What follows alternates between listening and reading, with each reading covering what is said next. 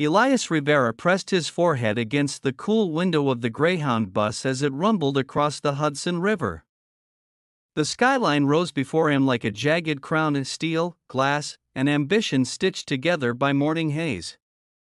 It was 1994, and New York City was still rough around the edges, still loud, still unpredictable, still alive in a way no other place could imitate. He clutched his backpack tighter.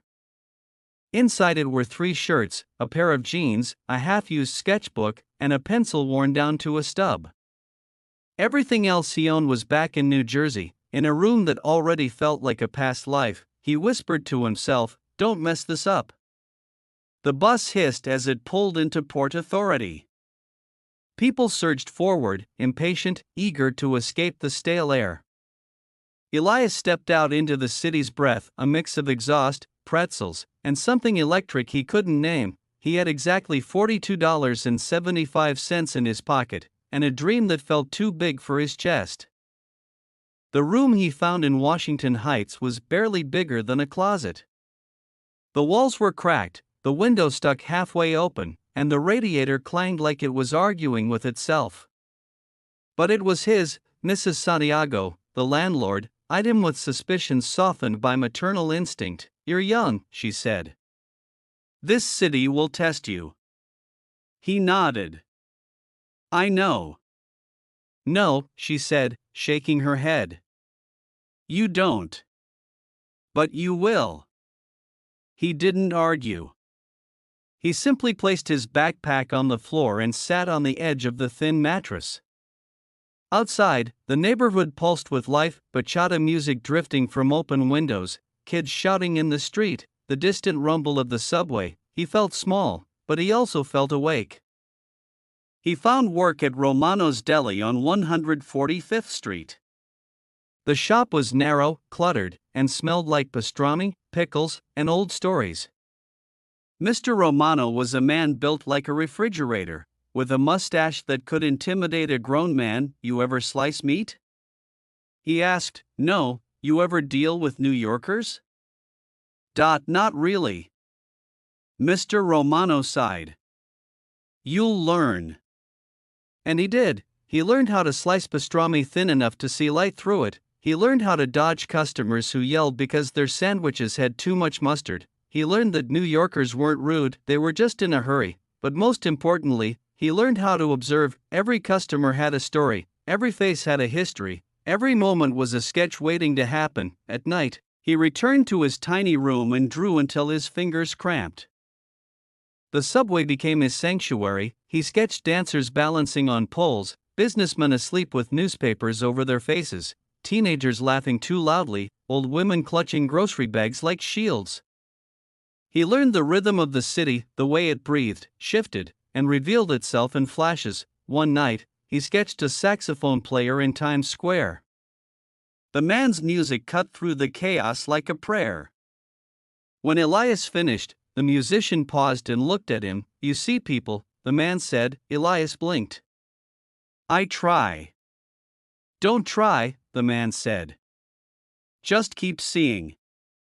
It was raining the day everything changed. Elias stood under a narrow awning in Soho, sketching the reflections of neon signs in puddles. His hair was soaked, his shoes squished with every step, but he didn't care. The city looked different in the rain, softer, more honest. A woman in a long black coat stopped behind him. "That's remarkable," she said. He turned. She was elegant, sharp-eyed, and intimidating, the kind of person who looked like she belonged in a gallery. "I'm Mara Delacroix," she said. "I curate the gallery behind you." Elias swallowed. "I'm Elias." "May I?"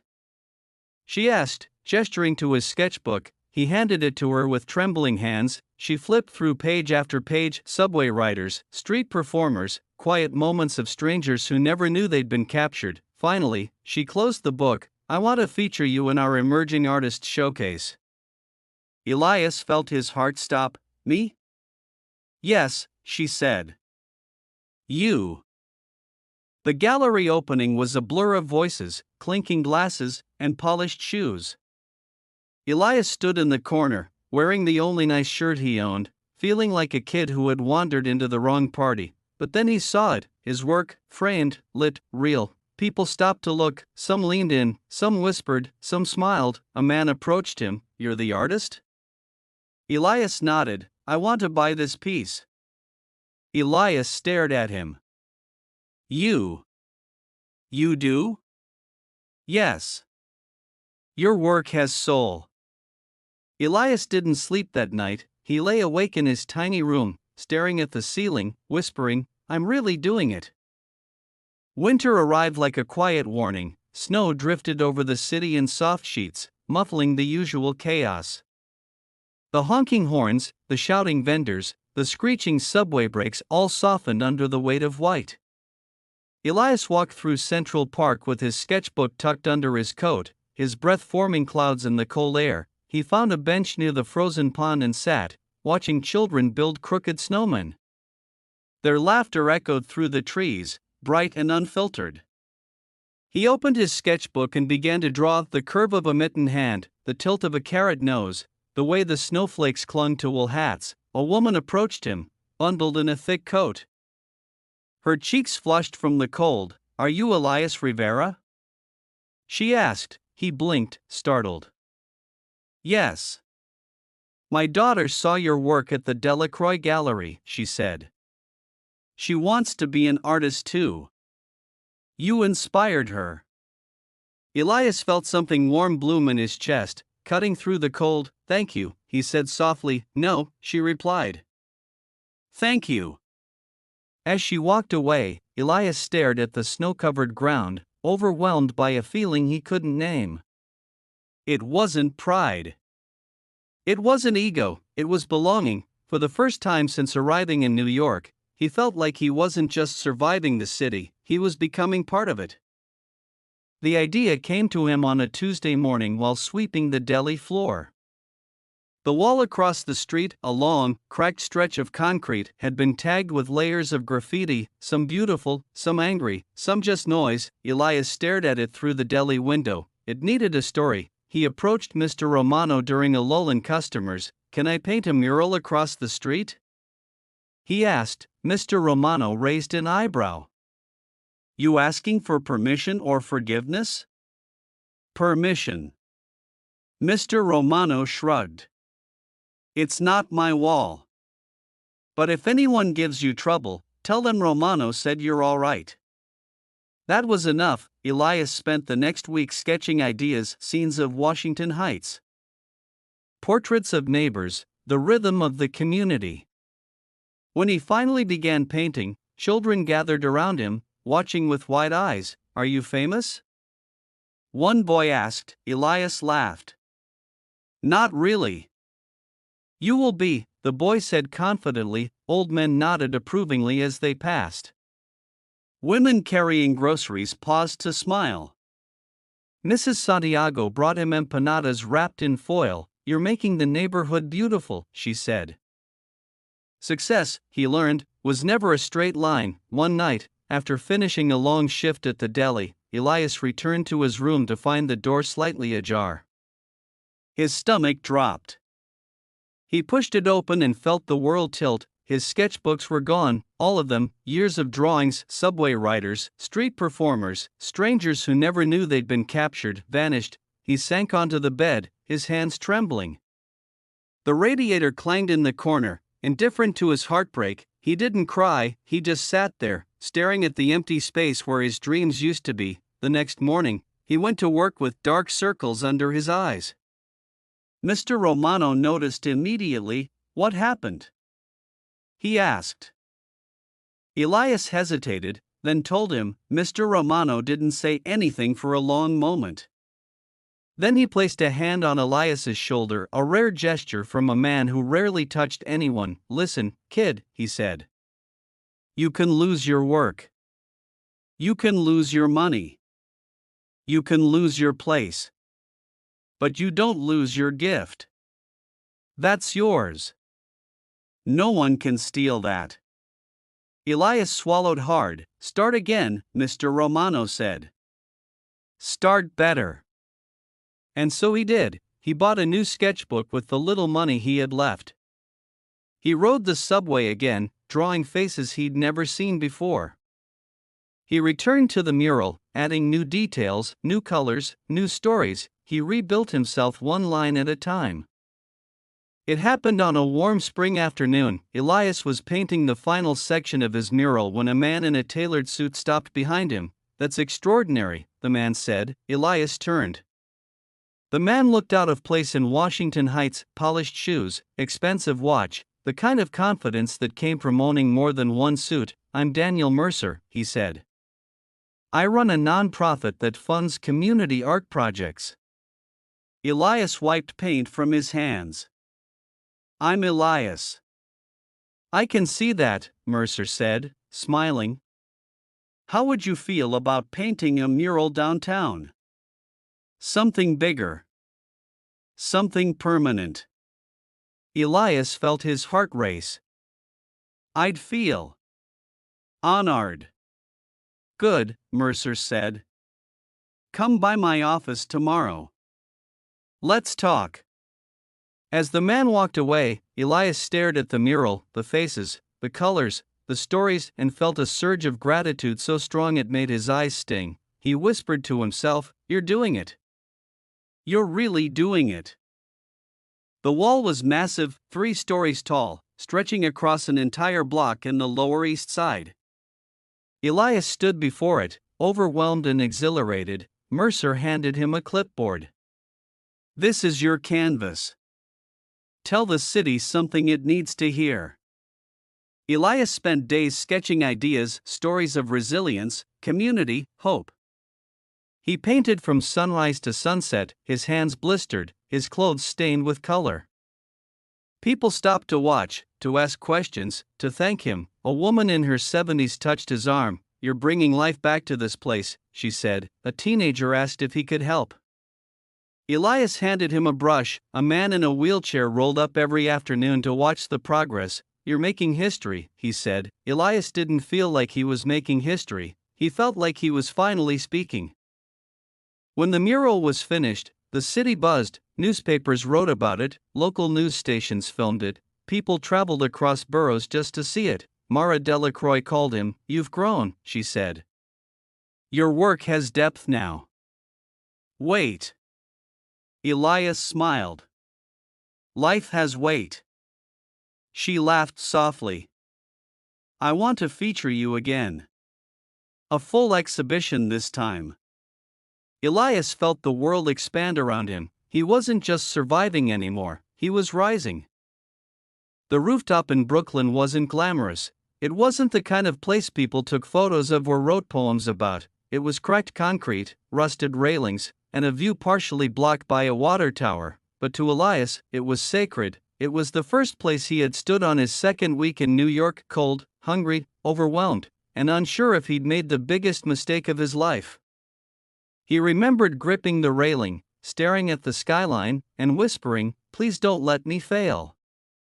Now, years later, he stood in the same spot, but everything was different. The skyline hadn't changed, the Empire State Building still pierced the sky, the Chrysler Building still gleamed like a silver crown. And the city still pulsed with restless energy, but Elias had changed. He leaned against the railing, the wind brushing his hair back, and closed his eyes. He could hear the city breathing, taxis honking, distant sirens, the hum of life below. It no longer intimidated him, it welcomed him. He opened his eyes and whispered, "You kept your promise." Mara Delacroix's gallery was brighter than he remembered, or maybe he was seeing it differently now, not as an outsider, but as someone who belonged. The exhibition was titled "The City That Called My Name." People filled the room, artists, students, critics, neighbors from Washington Heights, even Mr. Romano in a suit that looked like it hadn't been worn since the 1970s. Elias walked through the gallery slowly, taking in the framed pieces, a sketch of the saxophone player in Times Square, a portrait of the deli counter with Mr. Romano slicing pastrami, a subway scene with dancers mid-spin, a mural study of Washington Heights children, a charcoal drawing of the downtown wall before it became color. Each piece was a chapter of his life. A young woman approached him, clutching a notebook. "Are you Elias Rivera?" she asked. He nodded. I'm an art student, she said. Your work. It makes me feel like I'm allowed to try. Elias smiled gently. You are. She hesitated. What if I'm not good enough? He thought of the stolen sketchbooks, the nights he went to bed hungry, the mornings he doubted everything. Then you keep going, he said. That's what makes you good enough. She nodded, eyes shining. As she walked away, Elias felt something settle inside him, a quiet certainty that he was no longer just chasing a dream, he was living it. A week after the exhibition, Elias received a letter in the mail, a real letter, not a bill, not a flyer, not junk. The handwriting was familiar. He opened it carefully. Elias, I saw your mural on the news. I always knew you'd make something of yourself. Your father would have been proud, Mom. He sat on the edge of his bed, the letter trembling in his hands. His father had died when Elias was 12, a quiet man. A hard-working man, a man who never got to chase his own dreams. Elias whispered, I hope so. He folded the letter and placed it inside his sketchbook, the new one, the one he had filled after the theft. It felt right to keep it there, between the lines of who he had been and who he was becoming. Elias returned to Washington Heights one evening, walking past the deli, past the bodega, past the mural he had painted years ago. It was faded now, sun-washed, weather-worn, chipped in places, but it was still alive. Children played in front of it, teenagers leaned against it, laughing. A couple took a photo beside it. It had become part of the neighborhood. Mrs. Santiago spotted him from across the street. Elias. She called, waving him over. Look at you. Big artist now. He laughed. I'm still me. Good, she said. Don't change. He looked at the mural again, the faces, the colors, the stories, and felt a swell of gratitude. This was where he had learned to see, this was where he had learned to belong, this was where he had learned to become. One afternoon, Elias sat in Central Park, sketching the curve of a willow tree. A boy approached him, maybe 12, maybe 13, holding a cheap notebook. Are you the guy who painted the big wall downtown? The boy asked. Elias nodded. The boy held out his notebook. Can you look at my drawings? Elias flipped through the pages, rough sketches, uneven lines, but full of heart. These are good, he said. The boy shrugged. My mom says art isn't a real job. Elias closed the notebook gently. Neither is dreaming, he said. But people still do it. The boy looked up at him, hope flickering in his eyes. Keep drawing, Elias said. Even when no one believes in you. Especially then.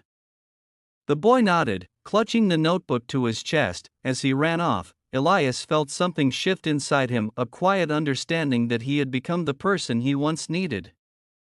Years later, Elias stood on the Brooklyn rooftop again, watching the city lights flicker like 1,000 tiny promises. He thought of the boy who arrived with $42.75 and a sketchbook, the boy who felt invisible, the boy who kept going anyway, the boy who believed in something he couldn't yet see. He smiled, because he finally understood. New York didn't give him his dream. It gave him the courage to build it, and in doing so, it gave him something even greater, a home. It was late afternoon when the phone rang, the old landline in his apartment that rarely made a sound. Elias wiped paint from his hands and answered. Elias? The voice was soft, familiar. Mom? There was a pause, the kind that carried years inside it. I saw your mural again, she said. Your aunt clipped the article for me. I didn't know you were doing all this. Elias leaned against the counter, heart tightening. I've been trying. I know, she said. I wasn't always fair to you. I worried too much. I didn't want you to struggle the way your father did. He closed his eyes. He would have been proud, she whispered. Elias swallowed hard. I hope so. You coming home soon? She asked. He looked around his apartment, the canvases leaning against the walls, the paint-stained floor, the skyline glowing through the window. "I will," he said. "Soon." And he meant it, but he also knew something else. New York wasn't just where he lived, it was where he had become. Mara Delacroix invited him to a gathering, a private salon of artists, musicians, writers, and dreamers who met once a month in a loft in Tribeca. Elias almost didn't go. He felt out of place among people who spoke in metaphors and wore scarves indoors, but when he arrived, something unexpected happened. They welcomed him, a poet asked about his process, a photographer wanted to collaborate, a jazz pianist said his mural felt like music in color. Elias listened more than he spoke, absorbing the energy of people who lived for creation. It felt like stepping into a room where everyone was chasing something invisible and beautiful. Later that night, Mara approached him with a glass of wine. "You belong here," she said. Elias shook his head. "I'm not like them." "You're exactly like them," she replied. "You're hungry. You're honest. You're awake." He didn't argue, because for the first time, he believed her. Daniel Mercer called with a new opportunity. "We want you to paint a mural inside the children's wing of St. Luke's Hospital," he said. "Something hopeful. Something that makes them feel brave." Elias felt a lump in his throat. "When do you need it?" he asked. "As soon as you're ready." He visited the hospital the next day. The walls were pale, sterile, too quiet. Children in wheelchairs rolled past him. Parents sat in waiting rooms with tired eyes. A little girl with a pink bandana covering her head stopped beside him. "Are you the painter?" she asked. He knelt down. "I am." "Can you paint something with wings?" she whispered. "I like wings." He smiled. "I can do that." The mural took weeks, a sweeping scene of children soaring through a sky filled with color, each one lifted by wings made of light. Nurses cried when they saw it. Parents thanked him. The little girl with the pink bandana touched the wall gently and said, "It feels like hope." Elias had never been more certain of his purpose. Success didn't erase struggle. One night, after a long day at the hospital, Elias returned home to find an eviction notice taped to his door. "A clerical error," the landlord said. "A misunderstanding." But it didn't matter, he had 2 weeks to resolve it. He felt the old fear rise, the fear of losing everything, of slipping backward, of failing. He walked to the Brooklyn Bridge, the place he always went when he needed clarity. The wind was sharp, the water below dark and restless. He leaned on the railing, gripping it tightly. "What am I doing?" he whispered. The city stretched before him, glittering, indifferent, alive. He thought of the stolen sketchbooks, he thought of the mural in the Heights. He thought of the girl in the hospital asking for wings, he thought of his father, and then he heard a voice behind him. "You okay, kid?" It was the saxophone player from Times Square, older now, but unmistakable. Elias blinked. I don't know." The man nodded slowly. "The city's loud. But sometimes you gotta listen to the quiet parts." Elias frowned. "What does that mean?" "It means," the man said, lifting his saxophone, "you don't quit before the music changes." He played a soft, trembling note, a sound that felt like a hand reaching into the dark. Elias closed his eyes, and he stayed. The next morning, Elias marched into the landlord's office with paperwork, bank statements, and a determination he didn't know he possessed. After hours of arguing, explaining, and refusing to leave, the landlord sighed. "It was our mistake," she said. "Your lease is secure."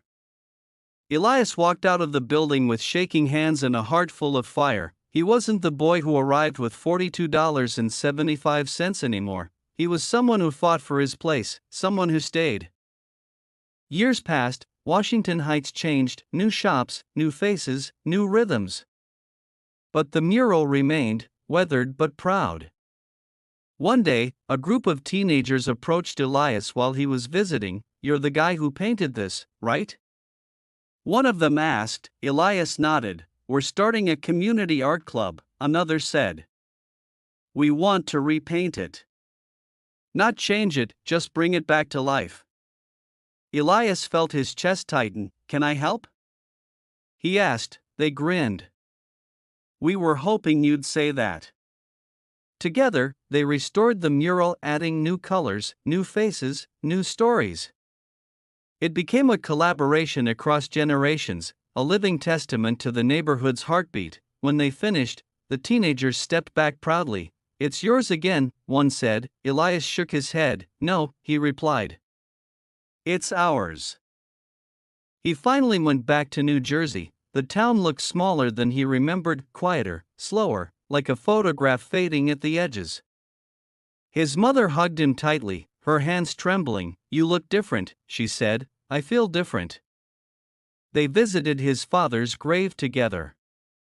Elias knelt, placing a small sketch, a drawing of the downtown mural, against the headstone. I made it, Dad, he whispered. I really made it. The wind rustled the trees, gentle and warm. He took it as an answer. When Elias returned to New York, he walked through the streets with a new sense of peace. The city no longer felt like a test, it felt like a partner. He passed the deli, Mr. Romano waved from inside. He passed the subway, dancers still spun on the poles. He passed the hospital, children still touched the wings he painted. He passed the heights, the mural glowed with new life. Everywhere he looked, he saw pieces of himself, pieces he had built, pieces he had earned, pieces he had become. He returned to the Brooklyn rooftop one last time. The skyline shimmered, the air hummed, the city breathed. Elias placed his sketchbook on the ledge and opened it to a blank page. He didn't draw the skyline, he didn't draw the bridges, he didn't draw the murals. He drew himself, not as the boy who arrived with $42.75, but as the man who stayed, the man who fought. The man who built a life from lines and color and courage. When he finished, he closed the sketchbook gently. The city stretched before him, vast, alive, endless. He whispered, "Thank you for calling my name." And the city, in its own way, whispered back. He returned to the Brooklyn rooftop one last time. The skyline shimmered, the air hummed, the city breathed. Elias placed his sketchbook on the ledge and opened it to a blank page. He didn't draw the skyline, he didn't draw the bridges, he didn't draw the murals. He drew himself, not as the boy who arrived with $42.75, but as the man who stayed, the man who fought. The man who built a life from lines and color and courage. When he finished, he closed the sketchbook gently. The city stretched before him, vast, alive, endless. He whispered, "Thank you for calling my name."